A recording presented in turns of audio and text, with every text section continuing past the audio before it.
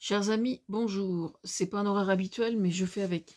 Demain, 9 mars, journée de la femme. J'ai entendu ce matin sur France Inter qu'il y avait des collectifs de prétendus féministes, pardon, qui se revendiquent comme féministes, alors que elles le sont absolument pas. Enfin, c'est pas comme ça que je vois le féminisme, décidément.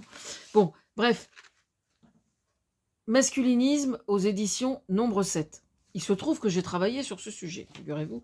Et c'est un truc que j'ai rédigé il y a quelques années, déjà. Tous les féminismes sont-ils recevables? Pour moi, sans conteste, à mes yeux, non. Chaque femme est libre de penser ce qu'elle veut et de faire valoir ce qu'elle pense juste ou non. Alors moi aussi, en tant que femme, je suis parfaitement libre de cautionner ou non ce que prétendent certains mouvements, tout autant qu'elle. Je ne suis pas allée détailler parce que je préfère militer pour du positif et œuvrer autant que possible pour des féminismes que je cautionne, plutôt que de dénoncer ceux qui me fâchent. Parmi ces dernières, dans les pays de l'Est, je ne sais plus lesquels, et en Asie, des femmes qui revendiquent le fait d'apprendre à des épouses à devenir de bonnes partenaires sexuels vis-à-vis de leurs époux pour que ces derniers ne soient pas tentés d'aller voir ailleurs. Incroyable, non? C'est amusant, non? Attention, il n'est pas question là de rechercher une forme d'épanouissement sexuel entre femmes pour leur plaisir à elles, et encore moins une forme d'apprentissage de son corps. En tant que femme qui pourrait proposer l'apprentissage du plaisir et donc de la masturbation. Non, non, non, non. Ces cours n'ont pour seul objectif que d'être à la hauteur en tant que partenaire sexuel face au mari, dans le seul objectif de le satisfaire, lui, sexuellement, comme certaines maquerelles revendiquent de former certaines prostituées. Mais là, c'est dans le cadre du mariage, et donc parfaitement cautionné par l'ordre moral. Cette forme de prétendu féminisme n'en est évidemment pas un, puisque son objectif n'a pas pour vocation de satisfaire la femme ou de lui apprendre quoi que ce soit de positif, mais uniquement de lui proposer d'apprendre à servir à l'homme qu'elle a épousé, à servir l'homme qu'elle a épousé. Certains pourraient me dire, mais enfin, si c'est son choix. On peut le comprendre, effectivement. Mais dans cette hypothèse, alors, considérant qu'elle n'est réduite qu'à satisfaire son mari sexuellement, là où justement, sexuellement, ça n'est nullement sur son plaisir personnel en tant que femme que la démarche est orientée, c'est aux antipodes du féminisme. Il est bon de noter que dans ces formes de société-là, le viol conjugal, évidemment, n'existe pas. Je crois d'autre part qu'il faut ne pas oublier de préciser que ça existe dans d'autres pays, ça ne fait absolument aucun doute. Personnellement, je n'ose imaginer ce que ce type de cours doit provoquer sur le long terme si on y superpose les ravages de la pornographie qui sert de formation aux adolescents, le plus souvent, que ce soit aux jeunes filles ou aux jeunes hommes. Justement, et c'est bien là le drame à mes yeux. Non, les matrones expliquaient que l'homme est infidèle par nature, qu'il a des besoins qui sont différents des nôtres, nous les femmes, pauvres femmes, dirais-je, qui n'existerions, pensez donc, que comme reproductrices avec option poupée gonflable. Mais si possible, faites de chair et de sang pour leur confort, une sorte de sextoys charnel. Et donc bien maîtriser les techniques pour tel acte sexuel ou tel autre, quitte à aller discrètement vomir dans les toilettes. Ensuite, ça ne leur pose aucun problème. Surtout, n'oubliez pas de vomir discrètement pour éviter les nuisances sonores au mâle en question, et n'omettez surtout pas de mentir pour lui dire que vous avez adoré ça, quand il ne manquera pas potentiellement de vous poser la question « Alors, heureuse ?» Enfin bref. Et vous savez quoi? Ces stages auraient un succès fou. Ça existe en Russie aussi, pour information. Vous me direz, enfin, j'ai appris ça, que certaines femmes en France viennent consulter une sexologue, ou un sexologue, je sais pas, non, plutôt une sexologue, je suppose, pour ces mêmes raisons. Et oui, pas toutes, qu'on se rassure. Mais enfin, ça arrive. Je n'ai aucun doute, par contre, sur le fait que la sexologue demande à suivre la patiente pour tenter de distiller une forme de prise de conscience au fil des consultations. Il serait d'ailleurs amusant d'observer une femme consultant un sexologue homme pour cette même raison. Il y a fort à parier que non. Mais si l'on discutait avec un sexologue homme, il serait bon de savoir quel pourcentage d'hommes viennent consulter pour ce même propos, à savoir, roulement de tambour, pourquoi suis-je incapable de faire jouir ma compagne ou mon épouse?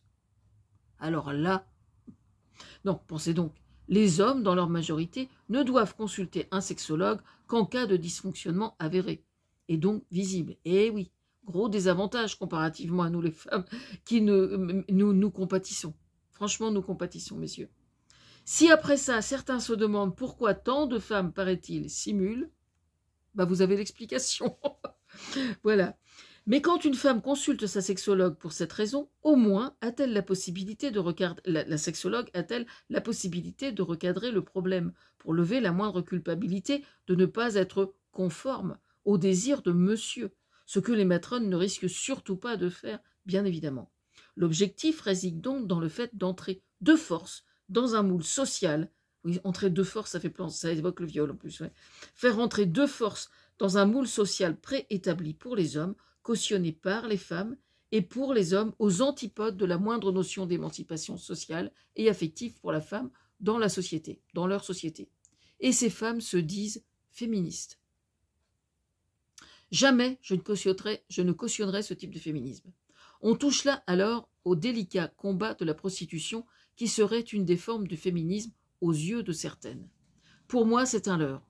Si je prétends une chose pareille, c'est que toutes celles qui ont été professionnelles sur ce point et qui ont milité en ce sens reconnaissent par la suite qu'elles ont été dans l'erreur. La prostitution ne peut être moralement recevable pour qui que ce soit que dans la mesure où elle est envisagée seulement comme revenu subalterne et où ainsi la personne peut, sans le moindre problème, décider du jour au lendemain de cesser cette activité. Il faut aussi pour cela qu'elle n'ait aucune personne qui gère son métier, en d'autres termes, qu'elle n'ait aucun proxénète, qu'il soit homme ou qu'il soit femme. Toute autre forme de prostitution n'est qu'une forme d'esclavage sexuel aux antipodes de la moindre notion de féminisme. Et pour les hommes qui seraient tentés de chercher une quelconque justification à la recevabilité d'une reconnaissance d'un tel statut professionnel, demandez-vous donc, dans l'hypothèse où vous auriez une fille, si vous accepteriez un beau matin, et entre le bol de cornflakes et le verre de chocolat chaud, qu'elle vous annonce envisager de devenir prostituée. Quelle serait votre réponse, monsieur? Quelle serait votre réponse? Ensuite, on en reparle. Bon, là, ensuite, je vais vous parler d'autre chose, parce que il se trouve que je ne l'ai pas mis là-dedans. Ou alors, je l'ai mis ailleurs. Là, il est question de féminisme de droite. Ça me fait rire, personnellement. Je suis désolée. Mais je vais vous raconter une histoire. Moi, j'ai été femme au foyer pendant plus de 20 ans. Je ne sais plus le nombre d'années exactement. En fait. Entre le moment où on s'est séparés et le moment où le divorce a été prononcé, il y a eu plusieurs années, donc j'ai plus en tête. C'est pas grave. J'étais donc femme au foyer. J'ai pété les plombs à 40 ans. Donc, femme au foyer, évidemment, je n'avais aucun revenu. Mon mari, à l'époque, avait un salaire que je qualifierais de décent à l'époque, hein, on va dire. Mais une fois que le bateau tangue et que le couple va vraiment très mal, quelle que soit la raison, la femme qui n'a pas de travail, elle est toujours perdante. Toujours perdante. Vous m'entendez bien? Toujours. Moi, je me suis retrouvée à l'hôpital psychiatrique à plusieurs reprises et pour des durées de plusieurs mois à chaque fois. Une des causes était liée au fait que ça n'allait pas dans mon couple. Bah parce qu'une femme qui n'a pas de salaire, bah elle a tous les torts de toute façon. Quelle que soit la raison, elle a tous les torts. Sur 4 femmes, sur un laps de temps de 2 ans, hein, autour de moi, le hasard a fait que ça m'est venu aux oreilles, sur 4 femmes qui étions femmes au foyer, les 3 autres se sont suicidées et moi j'ai atterri à l'hôpital psychiatrique. Ça devrait vous faire réfléchir, ça. Je suis consternée, vraiment, consternée de voir que des femmes puissent être assez connes pour imaginer une seule seconde que la solution femme au foyer, mais bien sûr que c'est ça la solution. Comment est-ce qu'on peut être conne à ce point-là? Comment vous faites? Est-ce que vous prenez des cours du soir? C'est ça ma question. Je suis concernée. 60% des hommes qui sont séparés ou divorcés de leur femme, 60% des hommes ne payent pas la pension alimentaire. D'accord? Comment est-ce qu'on peut ne pas comprendre et ne pas être solidaire entre femmes pour imaginer des stratégies pour comprendre comment on peut faire pour s'aider entre nous. Féministe de droite.